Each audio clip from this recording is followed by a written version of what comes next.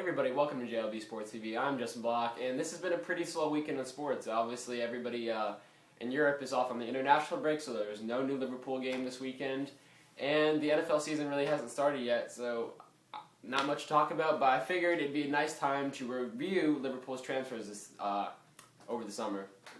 Now, just looking at a list that Antoine compiled on EmpireTheCop.com, which is a great Liverpool fan site, I suggest you check it out. Just reviewing who we let go and who we brought in, I think in context, Liverpool did very well. Now remember, Liverpool is broke. Our owners don't want to spend any money. We have the transfer budget this season was £0 and 0 cents. But if you look at the other big clubs like Arsenal, they brought in Shamak and a couple defenders. Manchester United really didn't get that better. Yes, they brought in Javier Hernandez, but that's really the only impact player they brought in. And the defending champions, Chelsea, Yassi Benayoun was their marquee signing. Obviously, Manchester City spent and obviously got better of all the other teams. But I think in context, I should say, in the ratio of dollars spent to player quality brought in, Liverpool has to be number one this transfer season.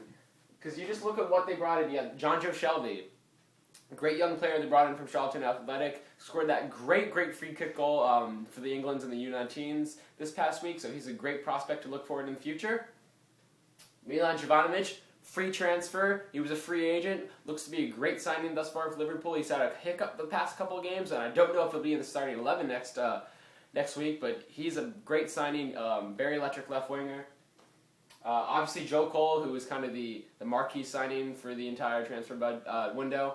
Obviously, he's been suspended for the next 3 Premier League matches, but you have to think that the Cole, Gerrard, Torres access is going to be pretty impressive this season, especially if all 3 stay healthy.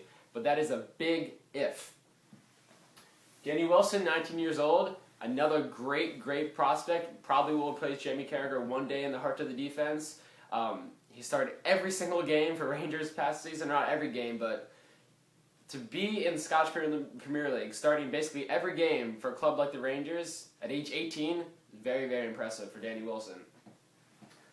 Fabio Aurelio came back, brought in Christian Poulsen to provide depth at the center defensive midfield position. Brad Jones, another good keeper from Middlesbrough, probably push Pepe Reina maybe for that number 1 spot, although I doubt it.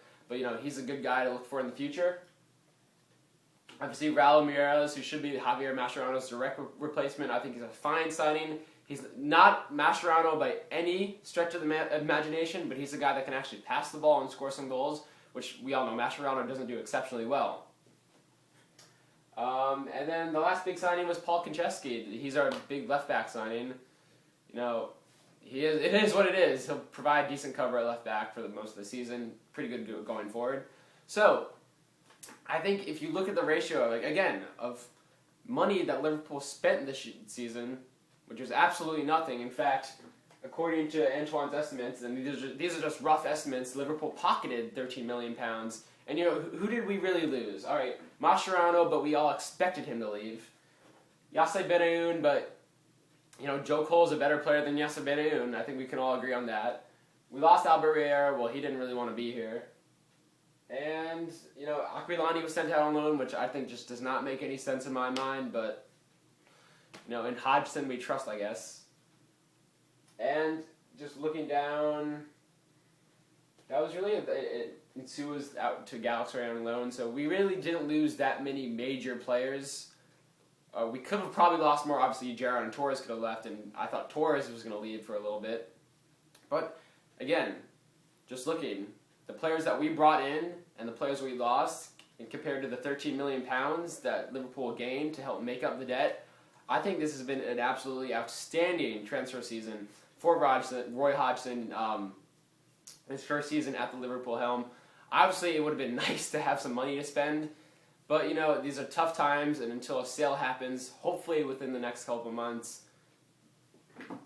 we have to find a silver lining in all of this, and that's what I'm doing. So that's all for today of JLB Sports TV. Oh, before I go, there's some Liverpool news I saw on Twitter this morning. Dirk Kuyt sustained a shoulder injury while training with the Dutch coach Bert van Marwijk confirmed this, and he might be out for a couple weeks, which is very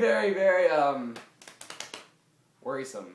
So, again, I hate to be the bearer of bad news this morning or this afternoon or tonight or whenever you're watching this, whatever time zone you're in, but it looks like Dirk Kuyt is out for the next couple weeks.